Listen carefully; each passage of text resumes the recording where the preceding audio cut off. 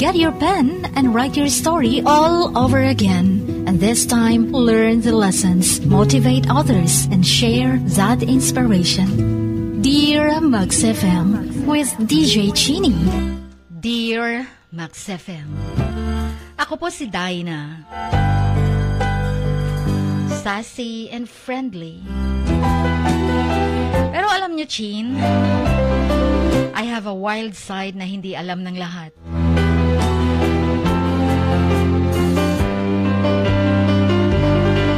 When I turned 20, mas lalo akong naging wild. Oo, lumaki ako sa isang mahirap na pamilya. Pero walang nakakaalam kung saan ako nanggaling at sino ang parents ko. Para bang nasa puso ko ay kinakahiya ko sila. Kinakahiya kong mahirap ang pamilya ko. I mean, sino ba naman ang gustong maging poor, di ba? Kaya naman, I started denying my roots. Doon ako tumitira sa auntie ko na may kaya sa buhay.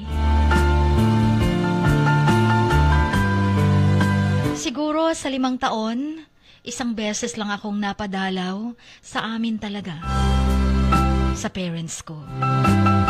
Ayoko sing malaman ng mga kaibigan ko, mga classmates ko, kung saan talaga ang totoong bahay ko at kung sino talagang mga magulang ko. And I became super extra sa mga kaibigan ko, Chin. Gusto kong ipakita sa kanila na I have a lavish lifestyle. May pera, walang problema, nasusunod lahat ang luho. Pero ang totoo, my family is struggling. Para bang daga at di hamak na may makain pa ang manok kesa sa pamilya ko. Isang kahig, isang tuka. Mga simpleng tao, ordinaryo. Pero masasabi ko namang puno ng pagmamahal. Yun nga lang, ayokong tanggapin na mahirap kami. Parang lumaki kasi akong gustong maging sikat. Gusto kong maging mayaman. Kung kaya lumaki ako sa auntie ko. Gusto kong makalimot sa mga problema. Lalong-lalo na sa bahay. Dahil salat na salat kami sa yaman. Kaya naman I started hanging out with the wrong crowd. Until isang araw, I met this rich guy sa Manila. Nung one time napadpad siya sa Mindanao, nagkamabutihan kami.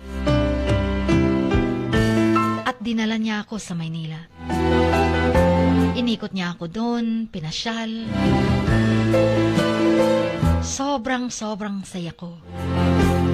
At sa mura kong edad, yung hindi ka pa nakapagtapos ng college noon. Pero sabi ko, this is the life. Binigay niya ang lahat ng gusto ko. Pera, damit, atensyon, lahat ng luho. And I thought, wow, this is it. Ito yung buhay na gusto ko. Laging naka-hotel, laging super duper masarap ang breakfast. Pero umabot ng 1 taon. Madalas na kaming mag-away. Nararamdaman kong marami siyang babae. Lagi kong nahuhuli, may nagko-call sa kanya at palihim silang nag-uusap. Laging tinatago ang cellphone. Pag tinatanong ko siya, ako pa yung masama. Sinisigawan niya ako agad. Natatamay-may na lang ako. Hanggang sa hindi na nagparamdam bigla. Iniwan niya na ako, Chin. Walang pera, walang bahay, at walang kaibigan sa Maynila. I was left alone. And I had to face the reality. Ang totoo noon, ginamit lang pala niya ako. Ginawa niya akong trophy girlfriend. Ipinakita sa mga kaibigan niya at ginawa akong sekretarya niya. Pero hindi niya ako tinrato talaga ng maayos. Mga huling linggo noon bago kami naghiwalay, lagi niya akong sinasampal. At lagi akong nag-iisa. I was trapped and I did not know how to escape. I was too ashamed to go back to my family. Masyado kasi akong naging mayabang. And I was too proud to admit that I was wrong. Nakita ko yung tunay na mukha niya. Ugali niya. Nakita ko kung paano niya ako ginagamit lang pala. Kung paano niya ako pinapaasa. Kung paano niya ako dineceive. And I realized that I was just a toy to him. Even that I deserved better. Kaya naman isang araw, bago pa ako nakapag-decide na makipaghiwalay sa kanya, pero nagbago isip ko. Kasi wala naman akong kakilala sa Maynila. Wala din akong perang pauwi. Wala din akong matitirahan. Wala akong kakikilala or kakilala. So hindi ako nakipaghiwalay. Yun nga lang, isang araw, basta hindi na lang siya nagparamdam. Hindi ko na siya makontak. Hanggang tuluyan na akong napaalis sa apartment dahil walang bayad. And I had to start from scratch. And I had to fight to survive. Hanggang sa nalaman kong 3 weeks pala na akong buntis. Kung saan hindi na siya nagparamdam, tsaka ko malalamang buntis ako. Hindi na talaga siya makontak.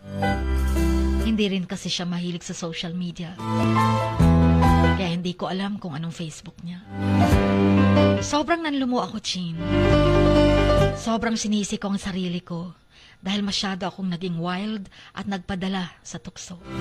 At kahit buntis ako, I struggled to find a job. I had to take whatever work I could find.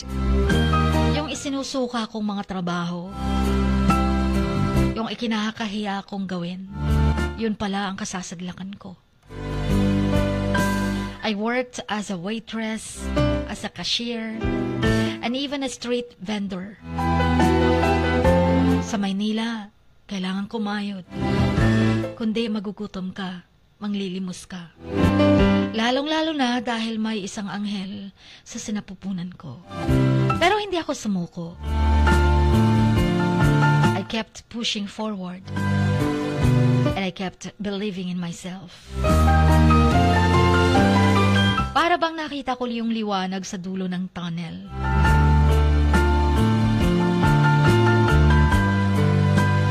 Hanggang nakakuha ko ng trabaho bilang isang sales representative. Pero after 3 months, nag-resign din ako dahil malaki na ang tiyan ko. Naalala ko ang pamilya ko, Chin. Paano kung uuwi ako malaki na tiyan ko? Uuwi ba akong talunan? Walang tatay ang dinadala ko. Yung auntie ko wala namang pakialam sa akin. Alam niyang easy-go-lucky girl lang naman ako. Alam niyang nasa Maynila ako at very proud ako na magyabang sa kanya na sobrang yaman ang boyfriend ko. Naalala ko ang mga sinabi ng pamilya ko noon. Mahal nila ako kahit ano pang mangyari. Pero wala silang ka-idea-idea kung gaano ako ka-wild pagdating sa city. Yung akala nilang mabait na bata, masunuring anak. Nag-aaral ng mabuti. Yun pala, gabi-gabi party. Now I realize ng tunay na yaman hindi pera o material na bagay. Ang tunay na yaman ay ang pamilya. Mga taong nagmamahal sa'yo. I learned my lesson and I wanted to start fresh. I'm going back to my roots. I'm going to make a better life for myself and for the baby na isisilang ko. after 2 months. Yes, Jean. Nagsusulat akong buntis ngayon at napapaluha. Kamakailan lang naalala ko kung gaano ka-lavish ang lifestyle ko. Kung gaano ako nagpakasasa sa perang hindi naman talaga sa akin. Kung paano ako nag-enjoy sa mga party, sa swimming pool, sa hotel. Panandalian lang pala yun. Kaya yung gusto kong sabihin sa mga babaeng katulad ko, huwag nating hayaan ang ating mga pangarap at ang ating dignidad na mawala sa mga pangako ng mga taong hindi naman talaga tunay na nagmamahal sa atin. Huwag tayong magpalinlang sa mga material na bagay. Dahil ang tunay na yaman ay nasa ating loob at sa mga tunay na nagmamahal. Tandaan nyo lang, ang ating halaga ay hindi nasusukat sa ating mga damit, sa ating mga sapatos, sa ating mga gadgets. Ang ating halaga ay nasa ating puso, sa isip, sa ating mga pangarap. Kaya wag nating isantabi ang mga pangarap natin, lalong-lalo na ang ating dignidad. Huwag niyong hayaan ang sino man na gamitin kayo o pahiyain kayo. Dahil doon ako galing. Sobrang sakit. Sobrang saklap ng buhay. At nagising ako sa katotohanan. At kung sakali mang makaramdam kayo ng pagkakamali o pagkatalo, huwag niyong isipin na tapos ng lahat. May lakas pa rin tayo para magbago. May talino. May puso. Kaya tumayo tayo. Magpatuloy pa rin. Ang buhay kasi isang paglalakbay, Chin. May mga pagsubok na darating. Pero wag nang hayaan ng mga ito na kaya pang tayo ay papagsakin. Sa mga kalalakihan naman, nakatulad ng naging ex-boyfriend ko na manggagamit. Pampalipas oras lang pala ako. Gusto kong sabihin sa inyo ang isang bagay. Ang mga babae ay hindi mga laruan na pwedeng gamitin lang at itapon kung ayaw nyo na. May damdamin din kami, may pangarap, may dignidad. Huwag niyong gamitin ang inyong kayamanan, kapangyarihan o katayuan sa buhay upang manipulahin o pahiyain ng mga babaeng katulad kong mahina. Hindi ito tama, hindi makatarungan. Tao rin naman kaming mga babae. May mga pangarap at mga layunin sa buhay. May mga karapatan na dapat igalang. Kaya kung gusto ninyong maging tunay na lalaki, ipakita naman ninyong respeto at paggalang sa mga babae. Ituring nyo sila bilang mga ka-equal. Dahil lahat naman tayo pantay-pantay. Hindi bilang mga bagay na pwedeng gamitin at itapon na lang. At kung sakali mang nakagawa kayo ng pagkakamali, humingi lang kayo ng tawad at subukan yung magbago din. Huwag niyong ipagpatuloy ang mang-isa at manggamit dahil nakakasakit.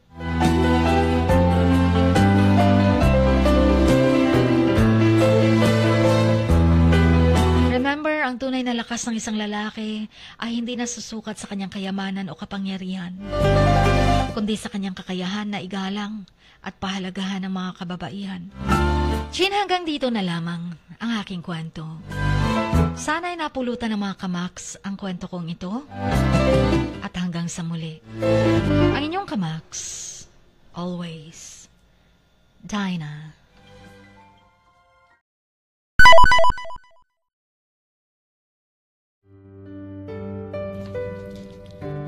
Sa bawat pagluha mo, may nakatagong kwento. Sa bawat ngiti mo, may gustong sabihin ang puso mo. At sa likod ng iyong halakak at maging sa pagkabiko mo, may mensaheng nakabalot sa iyong pagkatao. At ang tanging nais mo lamang ay mapakinggan ang mga ito ng buong mundo. Dear Mugs FM with DJ Chini. Life has got all those twists and turns. Stand up for what you believe in. What lies behind you and what lies in front of you pales in comparison to what lies inside of you. Dear Mags FM with DJ Chini. Sabi nga nila, ang pagsusulat kapag masyado mong diniinan hanggang sa susunod na pahina ay nagmamarka. Katulad ng pagmamahal, kapag masyado mong ibinigay ang lahat, yung sakit na gawa ng nakaraan, dala pa rin hanggang kasalukuyan. Dear Mags FM, you own your story and you are the author of your own book of life. Don't let others write your script, but let others hear your story and make them inspired. Kaya sumulat na, maging bahagi ng aming programa, Dear Mags FM with DJ Chini, tuwing Lunes hanggang Biyernes, 1:00 hanggang 3:00 ng hapon sa Max News FM, Sock Sargent. Love, life, and lessons from the past, only at Dear Mags FM with DJ Chini.